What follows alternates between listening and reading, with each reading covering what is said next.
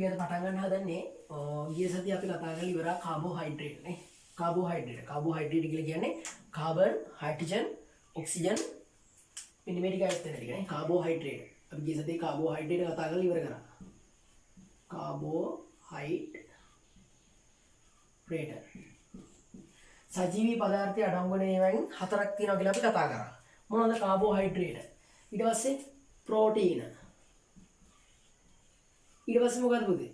Carbohydrate, ප්‍රෝටීන, ලිපිඩ. අවසානයේ මොකද්ද? නියුක්ලියික් අම්ලය. නියුක්ලියික් අම්ලය.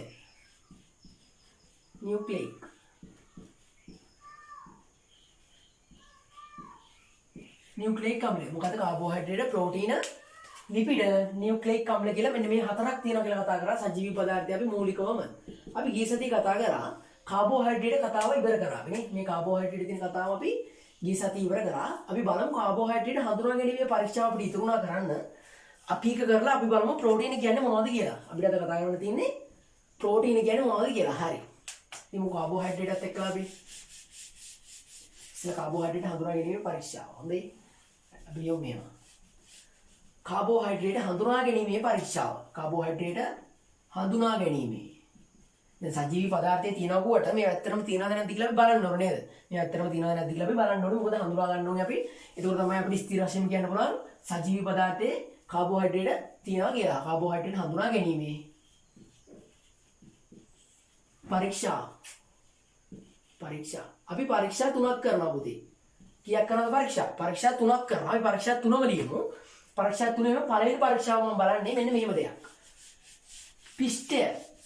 Carbohydrate ඇතුළත නේද පිෂ්ඨය. අපි පිෂ්ඨ පරීක්ෂාව කරලා බලමු. පිෂ්ඨයේ තිබේදයි. පිෂ්ඨය පරීක්ෂා කිරීම.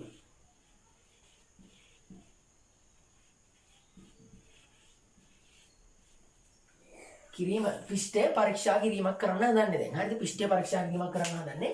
අපි බලමු මොකද කරන්න තියෙන්නේ ඉස්සෙල්ලම. මේක කරන්න පුතේ තියෙන්නේ මෙන්න මෙහෙම දෙයක්. හරිද?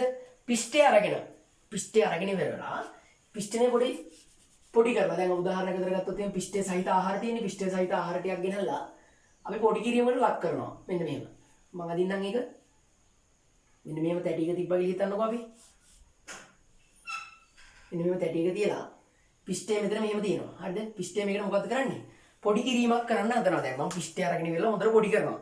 පිෂ්ඨය හොඳට පොඩි කරලා ඉවරලා මේකට දානවා පුතේ මෙන්න මේවා. මොනවද දාන්නේ? අයඩීන්. අයඩීන් බිඳු කිහිපයක් මේකට එක් කරනවා මෙහෙම. මොනවද දාන්නේ? අයඩීන් බිඳු කිහිපයක් එක් කරාට පස්සේ මේ පිෂ්ඨයේ මොන පාටද හැරෙන්නේ? පිෂ්ඨය දැන් මේ තිබ්බ පාට නෙමෙයි මේක හැදෙනවා පුතේ නිල් පාටට හුරු නැත්නම් දම් පාටට හුරු නිල් පාටක්. දම් පාටට හුරු තද නිල් පාටක්. හැදෙනවා. දම් පාටට හුරු තද නිල් පාටක් හැදෙනවා. මොකද අපි කරන්න හදන්නේ? පිෂ්ඨය පරීක්ෂා කරන්න හදන්නේ. කාබෝහයිඩ්‍රේට් වල පිෂ්ඨය දිනවද කියලා පරීක්ෂා කරන්න හදන්නේ. හරි. මම අත මෙන්න මේව. මම තැටියකට අරගෙන මම දැන් ලැබ් එකේ ඉන්නේ. මම තැටියකට අරගෙන ඉවරලා පිෂ්ඨය සහිත ආහාර ස්වල්පයක් ගන්න හොඳට පොඩි කරනවා. හොඳට පොඩි කරලා ඉවරලා අපි කියන්නේ හොඳට කුට වගේ හදා ගන්නවා මෙතන. හරිද? හදාගෙන ඉවරලා අපි අයඩීන් බිඳු කිහිපයක් දානවා මේකට. අයඩීන් බිඳු කිහිපයක් දැම්මට පස්සේ මේක මොන පාට යනවා කියනවද? පිෂ්ඨයේ තියෙනවා නම් මේක දම් පාටට හුරු තද නිල් පාටක් වෙනවා. හරිද? පිෂ්ඨයේ තියෙනවා නම් මේක දම් පාටට හුරු තද නිල් පාටක් වෙනවා. අපි හිතුවේ දැන් මේ පිෂ්ඨ පරීක්ෂා කරන එක. හරි. පිෂ්ඨය පරීක්ෂා කරා. ඒතකොට අපි කියන්න පුළුවන් පිෂ්ඨය තියෙනවා. පිෂ්ඨය තියෙනවා. කියන්නකො පිෂ්ඨය තියෙනවා කියලා මෙතන මෙහෙම. මම හරියක් දාගන්න පිෂ්ඨය තියෙනවා. හරි. දියුණියට මොකද කරන්නේ? දියුණියට මේක ලොකුට කතා කරනවා අපි ග්ලූකෝස් නේ. ග්ලූකෝස්. අපි ග්ලූකෝස් පරීක්ෂා කරලා බලමු. ග්ලූකෝස් කොහොමද කියලා. ග්ලූකෝස් පරීක්ෂා කිරීම.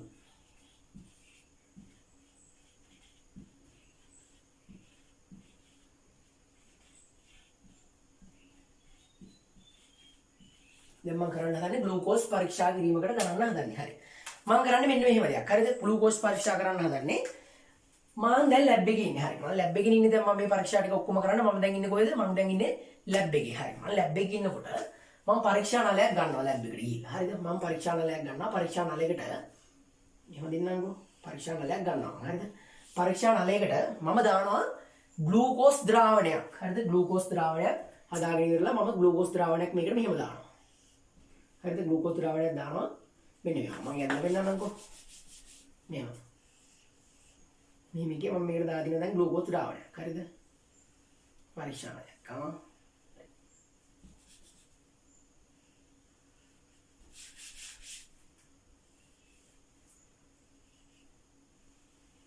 පරීක්ෂාණයකට මොනවද දාන්නේ මම? ග්ලූකෝස් දානවා. මොකද මේකේ තියෙන දැන් ග්ලූකෝස් ද්‍රාවණය.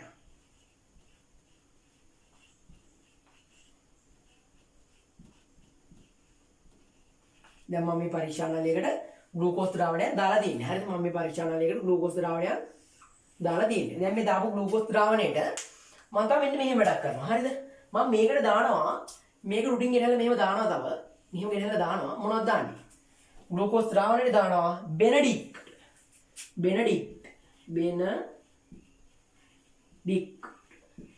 බෙනඩික් ද්‍රාවණය බිඳු කිහිපයක් දානවා. බෙනඩික් ද්‍රාවණ බිඳු කිහිපයක්. හරිද?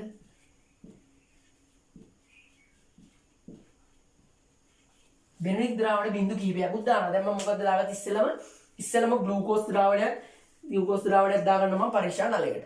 පරීක්ෂා නලයකට ග්ලූකෝස් ද්‍රාවණ කිහිපයක් ද්‍රාවණයක් දාගෙන ඊට පස්සේ දානවා මම බෙනඩික් ද්‍රාවණ බිඳු කිහිපයක්. දාලා මම මේකට මෙන්න මෙහෙම වැඩක් කරනවා. හරිද?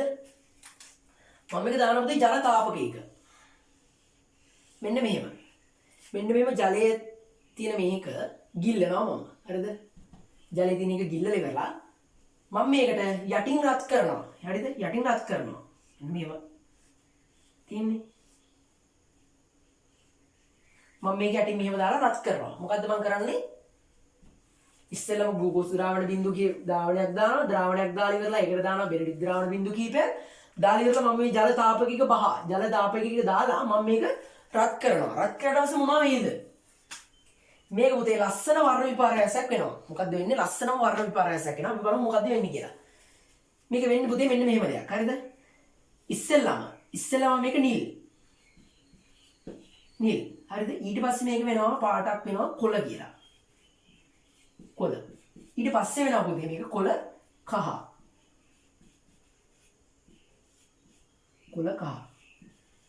ඊට පස්සේ කොළ කහට පස්සේ මේක වෙනවා අපි මෙහෙන් අදින්න මෙහෙම. නෑ එහෙනම් අදින්න. කොළ කහට පස්සේ මේක වෙනවා තැඹිලි. අන්තිමට වෙනවා පුතේ මේක ගඩොල් රතු. හරිද? ඒක පේන්නේ නැහැ නේ. පේන්නේ නැහැ. හරි. මේ හරිය අදින්නකෝ. බින්දු. මම මේක පළට අදින්නකෝ. ඉස්සෙල්ලා වෙන මොන පාටද? ඉස්සෙල්ලා වෙනවා නිල්. ඊට පස්සේ කොළ. ඊට පස්සේ කොළ කහ. කොළ කහට පස්සේ මොන පාටද වෙන්නේ? නිල් කොළ කහ ඊට පස්සේ තැඹිලි. අවසාන පාට වෙනවා පුතේ ගඩොල් රතු. ගඩොල් රතු කියලා කියන්නේ ගඩොල් කැට දැකලා තියෙනවා. ගඩොල් කැට වල තියෙන රතු පාට. අනේ තමයි කියන්නේ ගඩොල් රතු කියලා. හරිද? ඉස්සරහම නිල් පාට වෙනවා ඊට පස්සේ කොළ වෙනවා. කොළ කහ වෙනවා ඊට පස්සේ තැඹිලි වෙනවා. ඊට පස්සේ ගඩොල් රතු වෙනවා. මෙන්න මේ වර්ණ විපර්යාස අපිට දක්නට ලැබෙනවා පුතේ. හරිද? ග්ලූකෝස් ද්‍රාවණයක් අරගෙන ඉඳලා අපි ග්ලූකෝස් ද්‍රාවණය දානවා බෙනඩික් ද්‍රාවණ කීපයක්. බෙනඩික් ද්‍රාවණයක් එකතු කරලා ඉවරලා මම මේක ජල දාපගිය. මේක ජලයේ තියෙන්නේ H2O. ජලයේ තියෙන එකයි මම මේකට දාලා මේව රත් කරනවා. රත් කරලා පස්සේ මොකද වෙන්නේ? රත් කරාට පස්සේ මෙන්න මේ පාට වෙනවා. හරිද? මෙන්න මේ ද්‍රාවණය මෙන්න මේ පාට වෙනවා නිල් කොළ කහ තැඹිලි ගඩොල් රතු කියන මෙන්න මේ වර්ණ විපර්යාසයන් ටික වෙනවා. ඒක වෙනවා නම් අපි කියනවා අපි නිගමනයකට එකතු වෙනවා. මෙන්න මෙහෙම. අනිවාර්යයෙන්ම කාබෝහයිඩ්‍රේට් ග්ලූකෝස් පරීක්ෂා කරනකොට ග්ලූකෝස් කාබෝහයිඩ්‍රේට් ග්ලූකෝස් තියෙනවා කියලා. හරිද? කාබෝහයිඩ්‍රේට් ග්ලූකෝස් තියෙනවා කියලා අපි මෙන්න මේකෙන් තහවුරු කරගන්නවා. එතකොට මේක තියනවාද? ග්ලූකෝස් පරීක්ෂා කරාම ග්ලූකෝස් පරීක්ෂා කිරීමකුත් තියෙනවා. හරි. ආයෙත් දෙන්න කියන්නකෝ. හරි.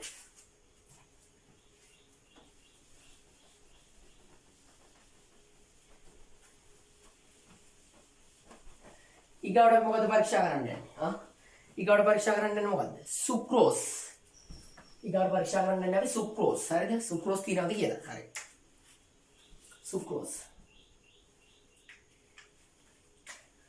සුක්‍රෝස් පරීක්ෂා කිරීම.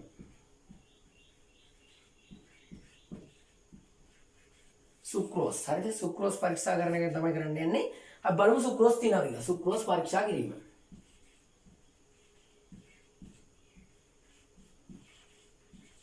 සුක්‍රෝස් පරීක්ෂා කිරීම. හරි.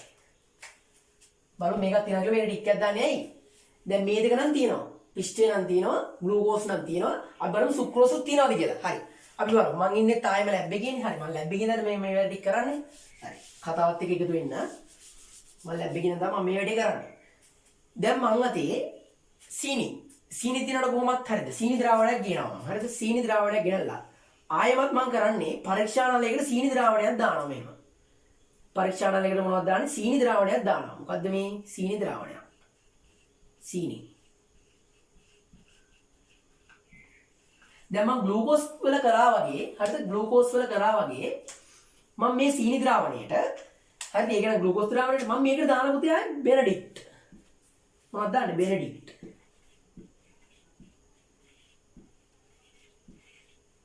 ද්‍රාවණ බිඳු.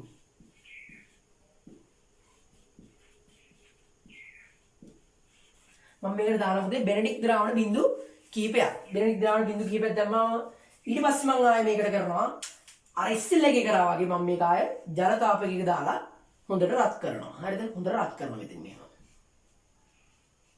හරිද? ජල තාපකයක දාලා හොඳට රත් කරනවා. දැන් රත් කරාම දැන් මම බලන් ඉන්නවා මේක වර්ණ විපර්යාසයක් වෙනකන්. දැන් මම බලන් ඉන්නවා මේක වර්ණ විපර්යාසයක් වෙනකන්. හරිද? දැන් මම මේක රත් කරනවා. දිගටම රත් කරනවා. දිගටම රත් කරගෙන යනවා. දැන් මම රත් කරන එක කරන්නේ. හරිද? දැන් මේක හොඳටම රත් කරනවා. රත් කරාමවත් මෙන්න මේකේ මේ සීනි ද්‍රාවණේ පාට වෙන්නේ නැහැ. හරිද? අපිට මේ වර්ණ විපර්යාසය දැක ගන්න බැරි වෙනවා. එතකොට මට මොකද වෙන්නේ? මට අවුල් යනවා නේ. ඒ ඉතින් මම මෙච්චර දේවල් කරන්නේ මම පස්ටේ පරීක්ෂා කරනවා පිස්ටේ තිබුණා. ග්ලූකෝස් පරීක්ෂා කරා ග්ලූකෝස් තිබුණා. දැන් මම මේකට මේ වැඩේ කරාම ඒත් මේක පරීක්ෂාවට උත්තර දෙන්නේ නැහැ. මම මේ කරු පරීක්ෂාවට මේක උත්තර දෙන්නේ නැහැ. උත්තර දෙන්නේ නැති හින්දා මට දැන් මම හිතනවා මම වෙන විකල්පයක් මොකක් හරි හොයාගන්න ඕනේ. මේක ඇත්තටම සීනි නැත්නම් සුක්‍රෝස් තියනවාද කියලා බලා ගන්න. හරිද? දැන් මම මේකට මේ වැඩේ කරලා හරියන්නේ නැහැ එතකොට. හරි. ඊට පස්සේ මම මේ සීනි ටික තියෙන මේ ස්වල්පයේ තියෙන එක අහක් කරලා මේකට බෙනඩික් දාන්න තියෙන්නේ. සම්පූර්ණ මේක අහක් කරනවා. මම ආයෙ අලුතෙන් සීනි ද්‍රාවණයක් ගේනවා මෙහෙම. හරිද?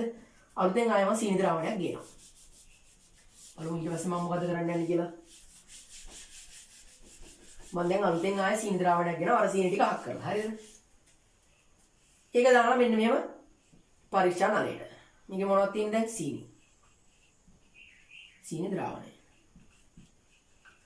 ඉස්සෙල්ලකේ මම කරේ සීනි ද්‍රාවණයේ ඩුඩි මොනවද ආපුකද?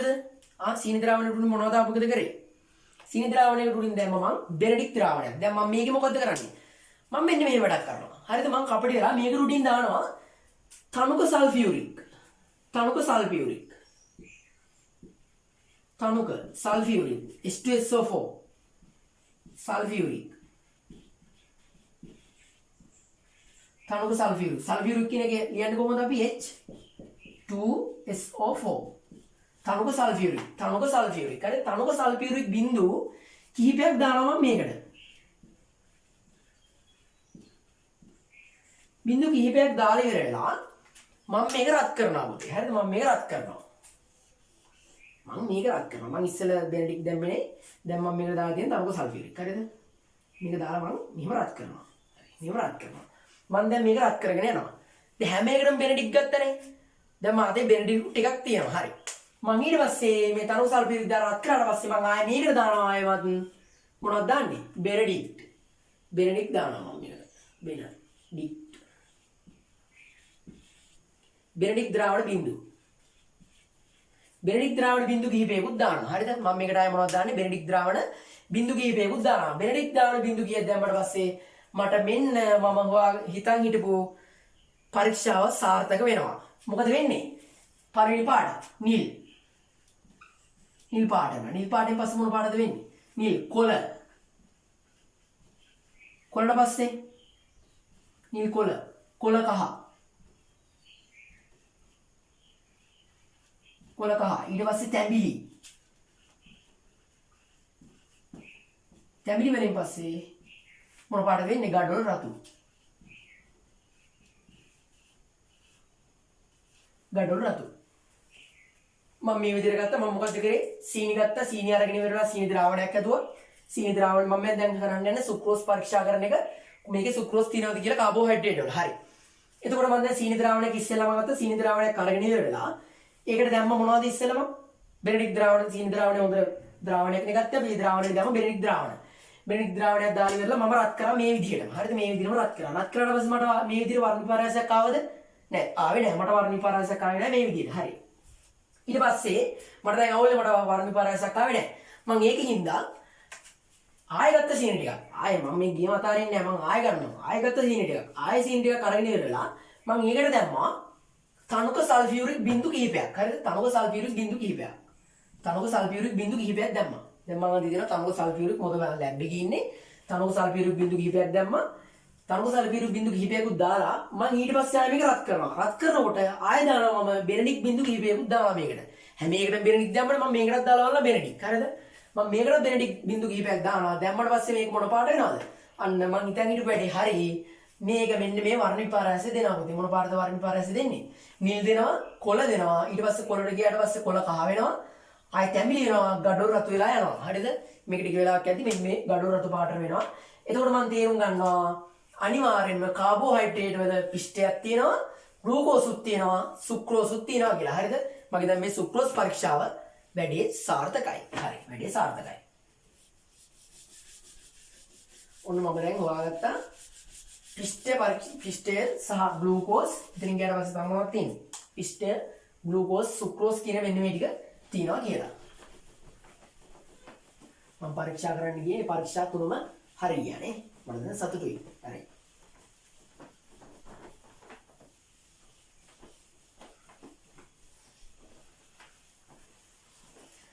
අපි අමුතේ ගිය සතියේ අපි කතා කරේ කාබෝහයිඩ්‍රේට්. දැන් කාබෝහයිඩ්‍රේට්ත් එක්ක අපි පරීක්ෂා ටිකක් ඉවර කරා. දැන් මම කතා කරන්න යන්නේ ප්‍රෝටීන. ඊගාගේ දෙවෙනි එක ප්‍රෝටීන. ප්‍රෝටීන ගැන කතා කරමු අපි. මේක දෙවෙනි එකනේ ප්‍රෝටීන. මොනවද මේ ප්‍රෝටීන? හරිද? ප්‍රෝටීන කියලා කියන්නේ පුතේ මෙන්න මේ ප්‍රෝටීන වල මෙන්න මේ ටික අඩංගුයි. හරිද? අපි ඇඟේ තියෙන දේක් තමයි මේ කාබනික සංයෝගයක් නෙමෙයි ප්‍රෝටීන කියන එක. හරිද? අපි කතා කරමු කාබනික සංයෝග මූලික කාබනික සංයෝග සජීවී පදාර්ථයේ තියෙන මූලික කාබනික සංයෝග හතර අතරින් දෙවෙනි එක තමයි ප්‍රෝටීන නේ. දෙවෙනි එක තමයි ප්‍රෝටීන. ප්‍රෝටීන වල තියෙන පුතේ මෙන්න මේවා. හරිද? කාබන්. අලියන්නම් කාබන්. හරිද? කාබන් තියෙනවා. දෙවෙනිට තියෙනවා පුතේ හයිඩ්‍රජන්.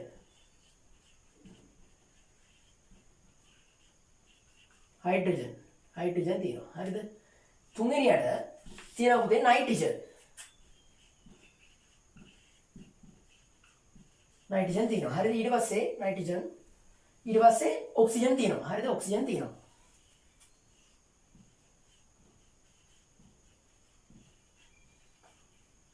තියෙනවා. තුන හතර. මෙන්න මේ හතරම තියෙනවා. කාබන් තියෙනවා, හයිඩ්‍රජන් තියෙනවා, නයිට්‍රජන් තියෙනවා, ඔක්සිජන් තියෙනවා. කාබන් වල අපි කියන්නේ කොහොමද සංකේතය C. කාබන් කියන්නේ අපි C. හයිඩ්‍රජන් කියන්නේ H.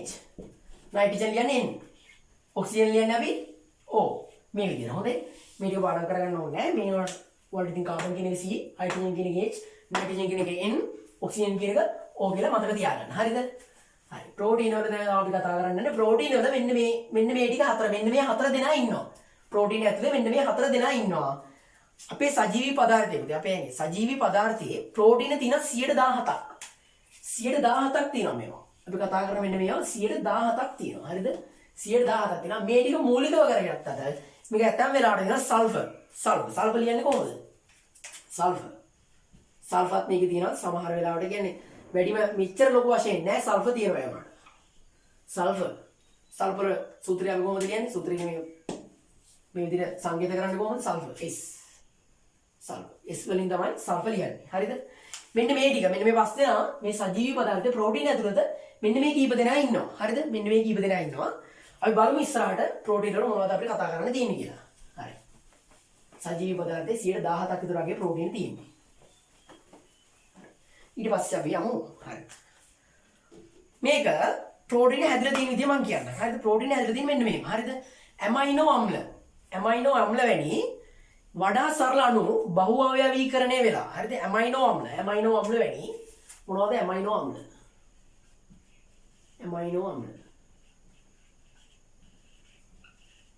ඇමයිනෝ අම්ල වැනි සරල අණු තියෙන්නේ වඩා සරල අණු. අන්නේ සරල අණු බහුව්‍යවීකරණය වෙලා තමයි මෙන්න මේ ප්‍රෝටීන කියන එක හැදිලා තියෙන්නේ. හරිද? මේවා තියෙනවා මස්, මාළු, ධාන්‍ය වර්ගවල ප්‍රෝටීන තියෙනවා. අපි පොඩි කාලේ කතා කරලා තියෙනවා නේද? මස් තියෙනවා, මස් වල තියෙනවා, මාළු වල තියෙනවා, ධාන්‍ය වර්ග. ඇතැම් ධාන්‍ය වර්ග හරිද? ඇතැම් ධාන්‍ය වර්ග වල තියෙනවා ප්‍රෝටීන. අපිට ප්‍රෝටීන අවශ්‍යද? ඔව් අනිවාර්යයෙන්ම අවශ්‍යයි. මොකද සජීව පදාර්ථයේ ප්‍රෝටීන තියෙනවා 17%ක්. හරිද? මේක මේ විදිහට පවත්වාගෙන යන්න ඕනේ අපිට. මස් වල තියෙනවා, මාළු වල තියෙනවා, ධාන්‍ය වර්ග තියෙනවා, අපි කන ආහාර වල මෙන්න මේ ටික තියෙනවා. අපි බලමු ඊට පස්සේ මොනවද ප්‍රෝටීන වල වැදගත්කම කියලා. හරිද? ප්‍රෝටීන වල වැදගත්කම මොනවද කියලා බලමු අපි. මම ප්‍රෝටීන වල වැදගත්කම මෙන්න මෙහෙම ලියනවා. ප්‍රෝටීන වල වැදගත්කම. මම පළවෙනියට මෙන්න මෙහෙම කියනවා. හරිද? ප්‍රෝටීන. පළවෙනි වැදගත්කම. ප්‍රෝටීන පුතේ ක්‍රියා කරනවා ශක්ති ප්‍රභවයක් විදියට. මොනවා විදියටද? ශක්ති ප්‍රභවයක්. ශක්තිය හදන කෙනෙක්. ශක්ති ප්‍රභවයක් ලෙස මෙන්න මෙයා ක්‍රියා කරනවා. ශක්ති ප්‍රභවයක් ලෙස. ශක්ති ප්‍රභවයක්. ශක්ති ප්‍රභවයක් ලෙස මෙන්න මෙයා ක්‍රියා කරනවා. ප්‍රෝටීන ශක්ති ප්‍රභවයක් ලෙස ක්‍රියා කරනවා. හරිද? ඊට පස්සේ දෙවෙනි එක තමයි ව්‍යුහාත්මක සංඝටකවල මෙන්න මෙයා ඉන්නවා. ව්‍යුහාත්මක සංඝටකයක් ලෙස මෙයාට ක්‍රියා කරන්න පුළුවන්. හරිද? මෙයා ව්‍යුහාත්මක සංඝටක සෑදීම සඳහා මෙයා සංඝටක. හරිද? ව්‍යුහාත්මක සංඝටක.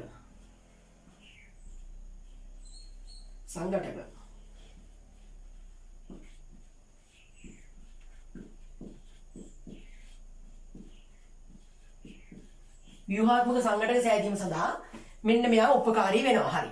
දැන් මම පළවෙනි කිව්වා මොකද්ද? ශක්ති ප්‍රභවයක් ලෙස. ශක්තිය හදන කෙනෙක් විදියට. ඊට පස්සේ ව්‍යුහාත්මක සංඝටක සෑදීම සඳහා මෙන්න මෙයා ඉවහල් වෙනවා. හරි. තුන්වෙනි එක බලමු මොකද්ද කියලා. හරිද? තුන්වෙනි එක මොනවා වෙන්නේ නැද්ද? තුන්වෙනි එක තමයි පුතේ එන්සයිම් ලෙස. හරිද? එන්සයිම් ලෙස මෙයාට ක්‍රියා කරන්න පුළුවන්. එන්සයිම් ලෙස.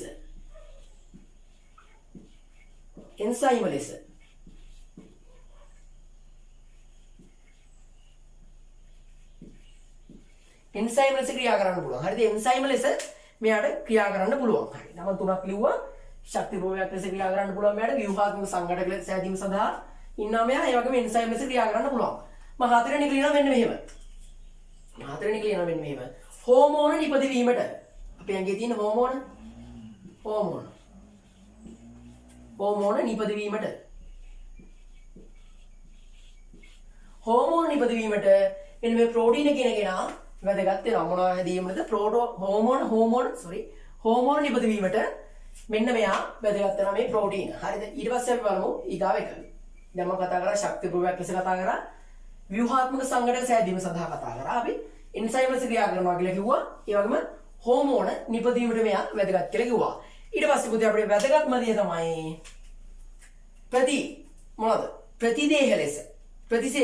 ප්‍රතිදේහ ලෙස ක්‍රියා කරනවා. ප්‍රතිදේහ ලෙස ක්‍රියා කරනවා කියන්නේ මොකද්ද?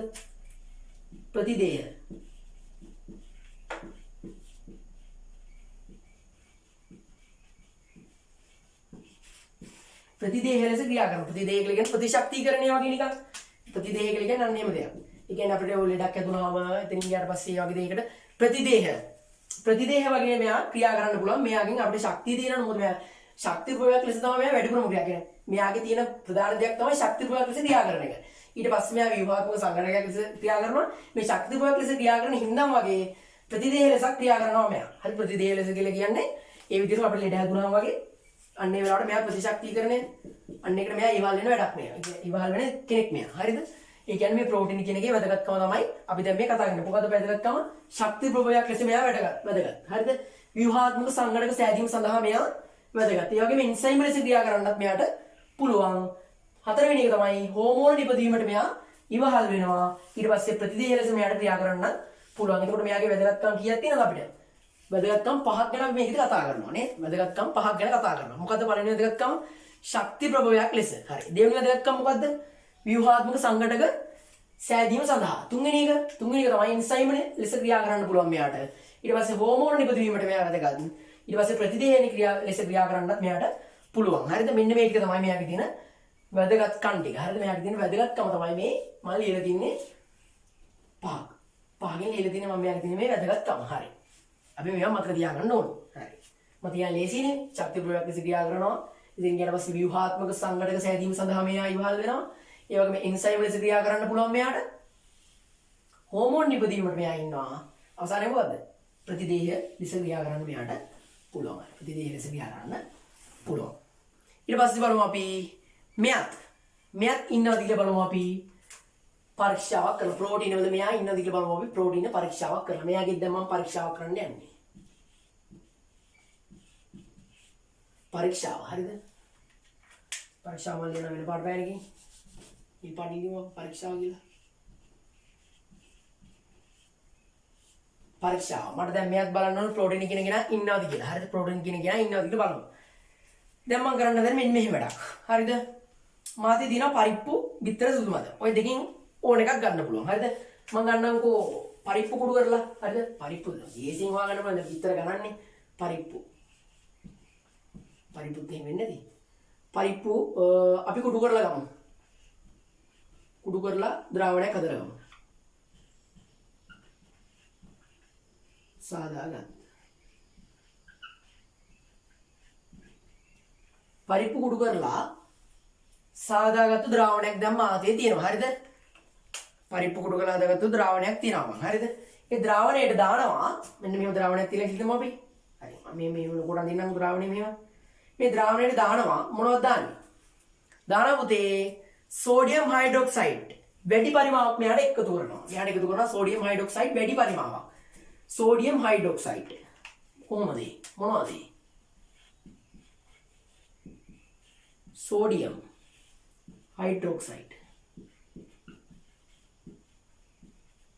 නැත්නම් hydroxide හරි sodium hydroxide NaOH NaOH කියලා අපි ලියන්නේ මෙහෙම NaOH හරිද NaOH මෙහෙම දාන්න ඕනේ නෑ මෙහෙම දැන් නෑ NaOH sodium hydroxide කියන්නේ NaOH හරිද sodium hydroxide බිඳු කිහිපයක් දාලා ඉවරලා බිඳු කිහිපයක් නෙමෙයි මම වැඩි පරිමාවක් මෙයාට දානවා හරිද sodium hydroxide मैं सांकेतिक में करना मैं वेडी परिमाවක් මෙයාට එකතු කරනවා වැඩි පරිමාවක්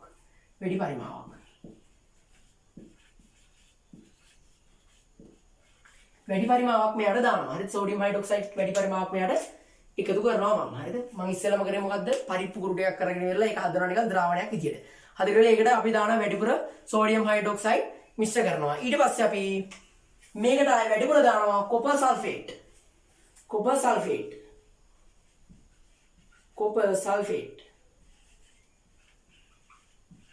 copper sulfate බිඳු කිහිපයක් දානවා මොකද මොනවද copper sulfate කියලා කියන්නේ මෙන්න මේවා CuSO4 කියනවා මේවා sodium hydroxide මේක වැඩි පරිමාවක් දානවා අපි ඒ වගේම මේක copper sulfate බිඳු කිහිපයක් අපි මේකට දානවා හරිද මේක වැඩි පරිමාවක් මේක බිඳු කිහිපයක්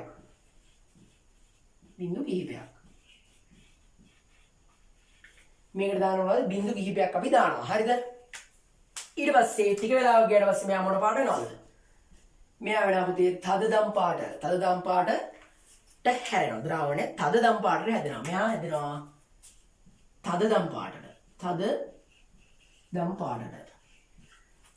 පාටට මෙයා හැරෙනවා එතකොට අපි තේරුම් ගන්නවා පරීක්ෂාව හරි ප්‍රෝටීන තියෙනවා කියලා මොකද්ද ප්‍රෝටීන පරීක්ෂාව කරන්නේ ඉස්සෙල්ලාම පරිප්පු දැන් මම නම් ගත්තේ පරිප්පු හරිද සල්ලි තියෙනවා නම් ගන්න පුළුවන් බිත්තර සුදු මද. හරිද? බිත්තර සුදු මදයක් හරි අරගෙන ඒකට දානවා සෝඩියම් හයිඩ්‍රොක්සයිඩ් වැඩි පරිමාවක්. සෝඩියම් හයිඩ්‍රොක්සයිඩ් වැඩි පරිමාවක් දාලා ඉවරලා ඊට පස්සේ ඒකට දානවා කොපර් සල්ෆේට් බිඳු කිහිපයක් දාන්නේ අපි. හරිද? වැඩි පරිමාවක් දාන්නේ නැහැ ලොකෝට. බිඳු කිහිපයක් දානවා. බිඳු කිහිපයක් දැම්මට පස්සේ ටිකක් වෙලා ගියට පස්සේ මේක තද දම් පාටට හැරෙනවා. හරිද? මෙන්න මේ ද්‍රාවණය තද දම් පාටට හැරෙනවා. තද දම් පාටට හැරෙනවා කියන්නේ අපි නිගමනය කරනවා මොනවා වෙනවා කියලා නේද? මේකේ ප්‍රෝටීන කියන එක තියෙනවා කියලා. ප්‍රෝටීන තියෙනවා කියලා අපි මේ පරිප්පු හදලාගත්තු ද්‍රාවණයේ මේ ප්‍රෝටීන තියෙනවා කියලා. හරිද? නැත්නම් බිත්තර සුදු මද වල ප්‍රෝටීන තියෙනවා කියලා අපි එහෙම තමයි හඳුනගන්නේ. හරි. ඊට පස්සේ අපි ගිය සතියේ කතා කරා කාබෝහයිඩ්‍රේට්. ඒ වගේම අද කතා කරා අපි ප්‍රෝටීන කතා කරලා ඉවර කරා. ඊට පස්සේ අපි අද දවසේ තව කතා කරා අපි කාබෝහයිඩ්‍රේට් වල පරීක්ෂා ටික. පළවෙනි එක මොකද්ද? පළවෙනි එක පිෂ්ඨ පරීක්ෂා කරා අපි. ඊට පස්සේ ග්ලූකෝස් පරීක්ෂා කරා. ඊට පස්සේ අපි සුක්‍රෝස් පරීක්ෂා කරා.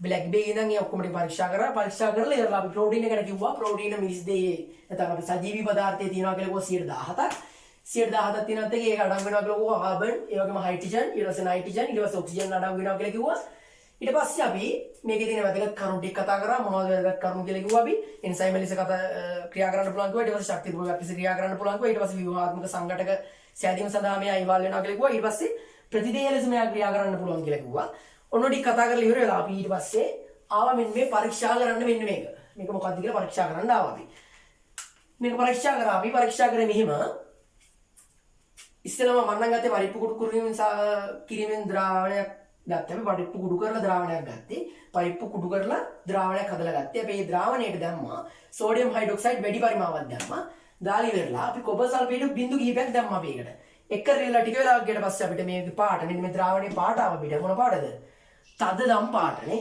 තද දම් පාටට හැරුණා මෙයා තද දම් පාටට හැරුණාට පස්සේ අපි නිගමනයකට එක්ුණා අපි නිගමනය කළා මේකේ ප්‍රෝටීන තියෙනවා කියලා හරි එතකොට අද දවසේ අපි කතාව ඉවරයි මෙතනින් ඒත් එක්කම අපි තව සතියක හම්බ වෙනු ඉතුරු ටිකත් එක්ක අපිට ලිපිඩ තියෙනවා තව කතා කරන්න ඊට පස්සේ නියුක්ලියික් අම්ල තියෙනවා කතා කරන්න අන්නේ දෙකක් කතා කරමු අපි ඊගා සතිය අපිත් එක්ක ඇඳිලා ඉන්න අපි එදා කියපු විදිහටම මේ වැඩ පිළිවෙල මේ විදිහට යනවා ඔයාලට මගේ අරුණු විෂය කරුණු මේකෙන් අනාවරණය කරගන්න පුළුවන් ඉතාමත් පහසුවෙන් මගේ අරුණු විෂය කරුණු මේකෙන් අනාවරණය කරගන්න පුළුවන් 10 වසර මොකද 10 වසරනොත් සාමාන්‍ය ප්‍රමාණයක් බලපානවා ඕලෙවල් විභාගෙට ඒත් එක්කලා මේකෙන් ඔයාලට මගේ ඇරිච්ච කාරණාවන් ටික මතක තියාගන්න පුළුවන් අපි ලීසියෙන් මේක කියා දෙනවා මේ විදිහට තමයි ඉතින් අපිත් එක්ක වැඩ යන්නේ එහෙනම් අපිත් එක්ක රැඳිලා ඉන්න හරි ජය වේවා